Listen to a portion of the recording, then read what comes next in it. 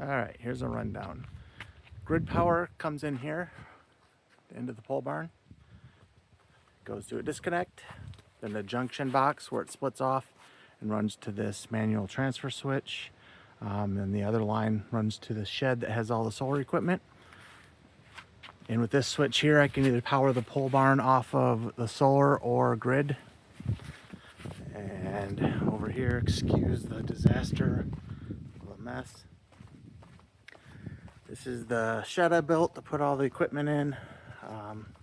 It's quite the mess in here as I'm still working. Grid comes in over here, so there's disconnect. This panel is just grid power there. Feeds into the 3 inverters. I have another transfer switch that'll allow me to power my house either from grid or solar. This panel here is just from solar.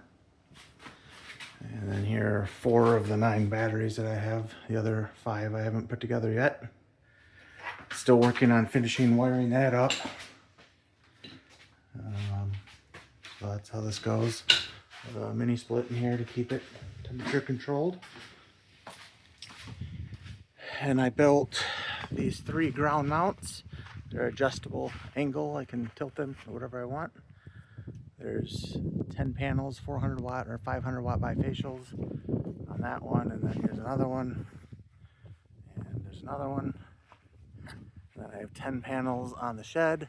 And I have 20 on the pole barn itself. The inspector inspected the trenches, but he didn't want me to fill it in until after final inspection. So I've been jumping over these things for the last weeks.